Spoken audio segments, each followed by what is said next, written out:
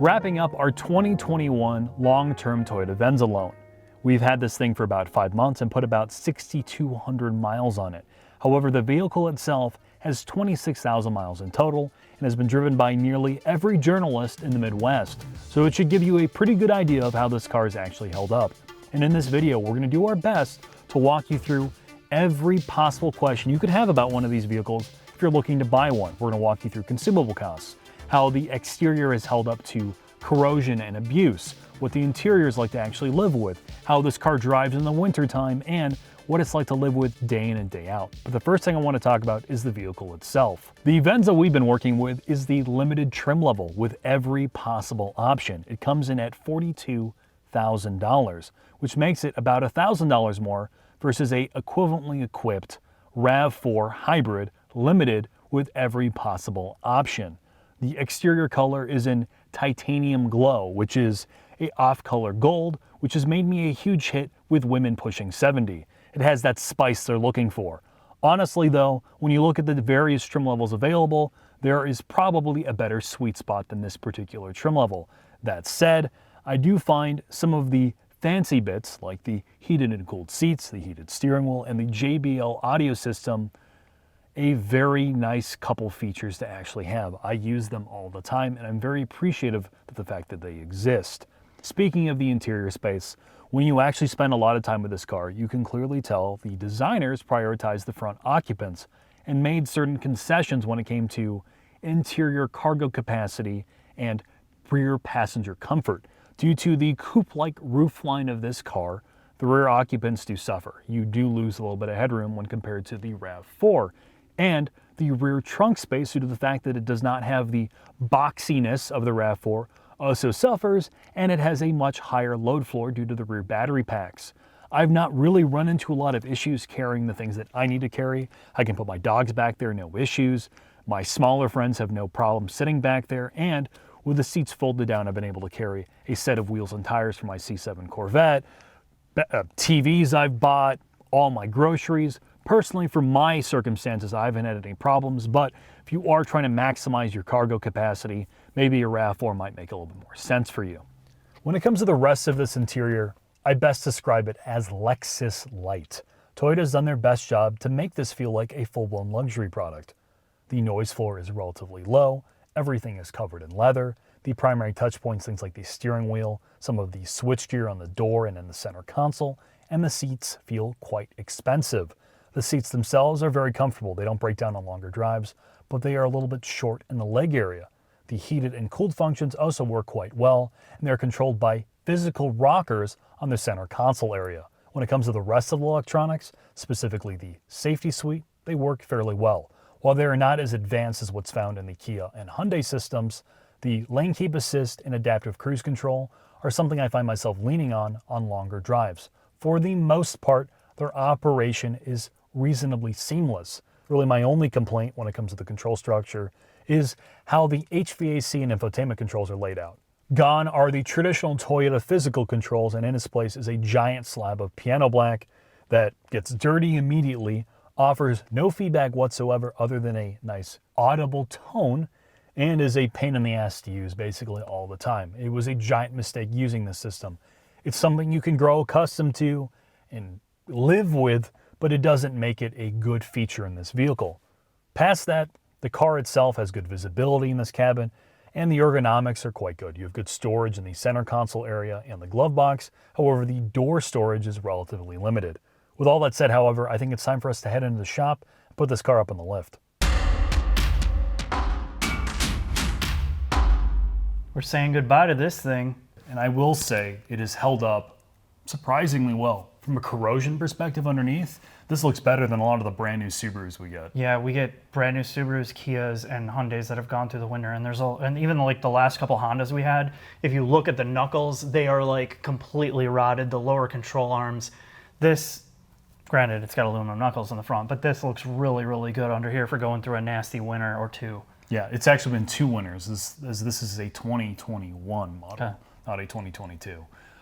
I've gone through some of the consumable costs very quickly. I spent some time with S2K Fast, who is a Toyota mechanic, So the big ticket item is the battery pack. You can expect to replace one of these things at about 150,000 miles just as the warranty runs out. Yeah. And with labor, it's between $6,000 to $7,000, which is the most expensive thing you're going to do. The brakes per axle are about $329, $326. This is dealer prices, right? No, this is for the brakes. The dealer prices. the brakes installed for someone. Okay. So you figure in parts it's like $200 for per axle, which isn't so bad. The tires are also fairly cheap at $209, and if you want with some KYB strut replacements, they're about $650 a set. So most of your consumable items are fairly inexpensive, other than the battery pack. Yeah, and the battery pack is lithium ion on this car, and it was newly developed for this generation Harrier, which it's a Harrier in the rest of the world, and they brought back the Venza name in the United States because people knew the Venza name, and it's not similar, but it is similar. This is on TNGA-K. The architecture that all of this is built on is shared with RX350, RAV4, Camry, and Avalon. And of course, they change little bits and pieces here and there, but it's built on that solid architecture. Yeah, and this market is a 2.5 liter. Obviously, it has an eCVT.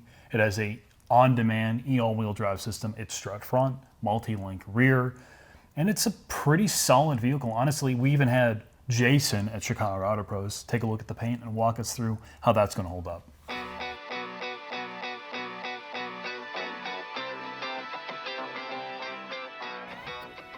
What's up, guys? It's Jason from Chicago Auto Pros, and we're going to talk a little bit about Toyota paint and what you should know before you purchase a car. I want to talk about a couple things now. Right now you can see this is a very light color. It's silver.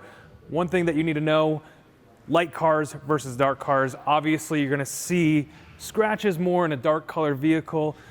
Light colored cars like this one, it's very forgiving. There are some scratches and swirls in this paint. The next thing I want to talk about is hardness. Paint that is hard is typically hard to scratch. Paint that is soft scratches pretty easily. Japanese cars like this are known to have softer paint.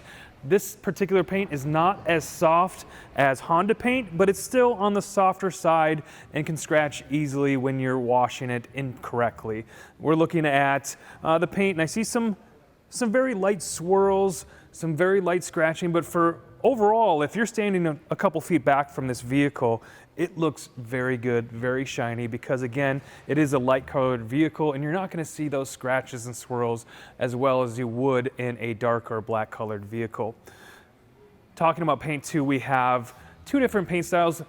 The market is shifting over to waterborne paint, which is a little more finicky. So before you had solvent-based paint, a little more durable. The water-based paint seems to chip a little more easier, so you can see that we do have some chips in the hood in the front here, and then on the side mirrors. Pretty normal when you're driving down the road, especially in the Midwest where we have all this construction going on. You can get lots of chips, so there are preventative ways to make sure that you don't get chips like this in your vehicle.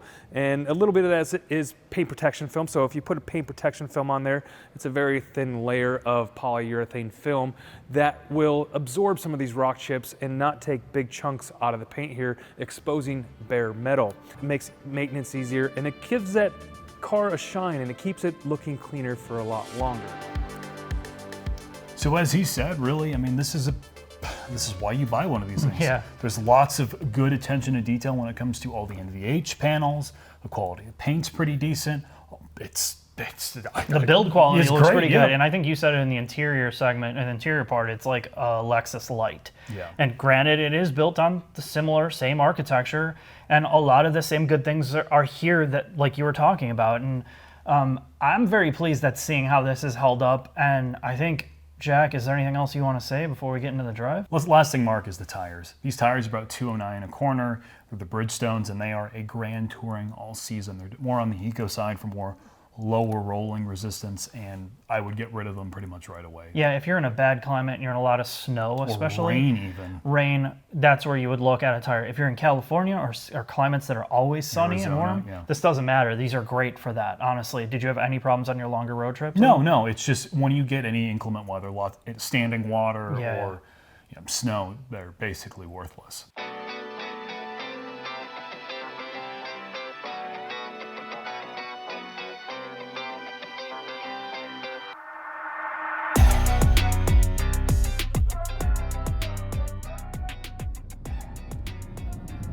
can't believe it's ready. I'm ready to say goodbye already, Just Mark. say goodbye. 6,500 miles in this thing. It's basically a half a year's worth of mileage. Yeah, pretty much in the last like 4 or 5 months. But we put this in a sport mode. Oh, please don't.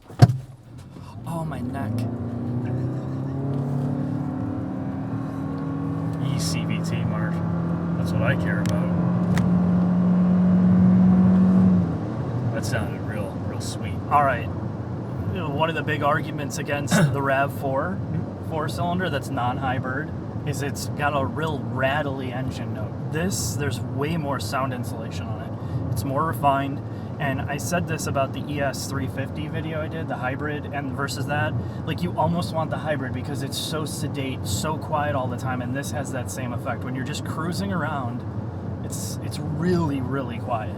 And this is, to me, if you ever have any doubts about Toyota products, I don't know why you would, but if you spend a lot of time in one of their volume vehicles, you realize, yes, they are very NPC, boring, whatever, but they accomplish their goal extraordinarily well. Their goal is to provide trouble-free transportation that returns reasonable fuel economy, and you don't think about anything, and that's what you get with the Venza.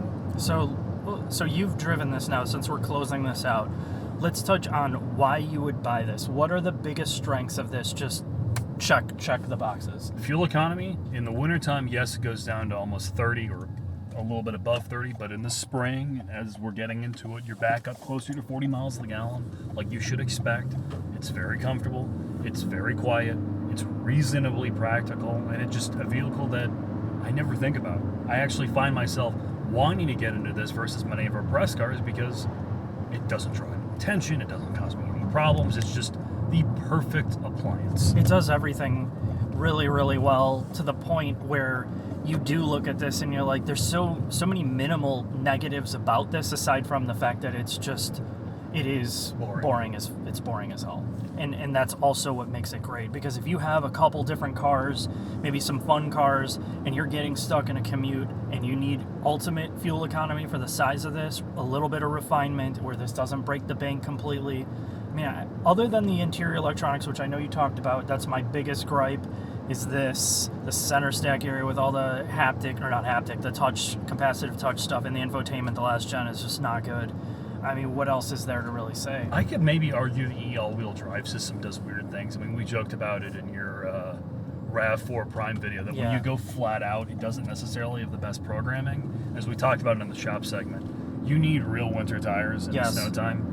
So in the wintertime, when you do encounter any real snow, these Alenza Bridgestone Eco tires that are on this thing are garbage. Yeah, the low rolling resistance tires, by design, they're trying to create the minimal amount of like losses from driving. So they're not as like super soft as like a touring tire. They don't have great grip in the snow.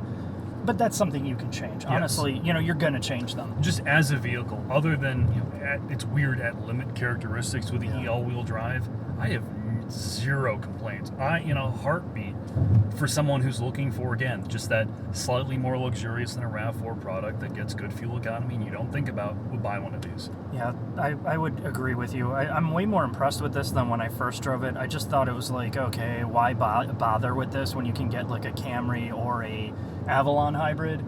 And this does a few things I think that those cars don't do in terms of practicality with the hatch and the increased ride height. The all-wheel drive stuff is going to be great for somebody that is just puttering around. That's the best part about this, is just when you're driving it, like you said, you turn off your brain, everything works in here, and that's why you buy a Toyota. Yep. And the hybrid system is the last thing I want to talk about before we kind of wrap up this video. We talked about it in our first update. It is seamless. Yeah.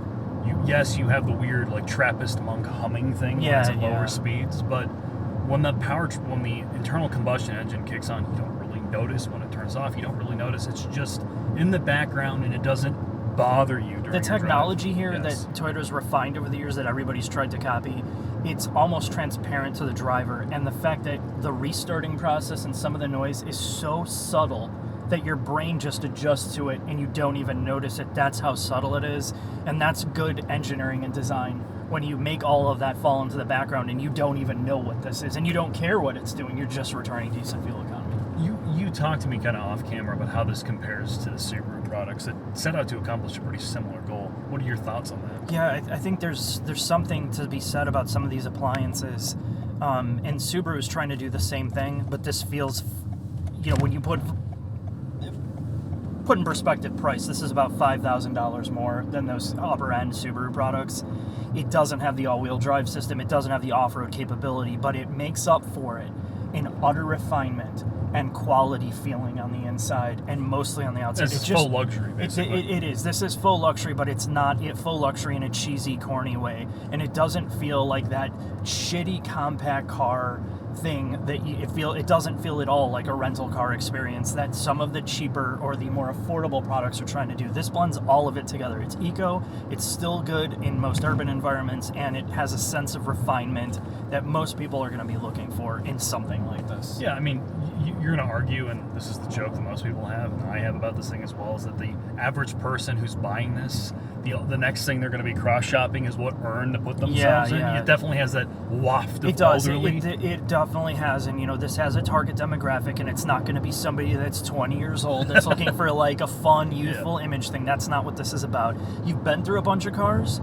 You've been through maybe some premium cars, like going through, like I did with Volvo, BMW, even some Mercedes, and you're just tired of the costs associated with that shit, and you just want something that has most of the comfort factor, and it just works, and that's what the Venza, that's what most Toyota products are like, honestly. Yeah, I think, Mark, that's a pretty good summary of this product, so let's wrap it up. All right.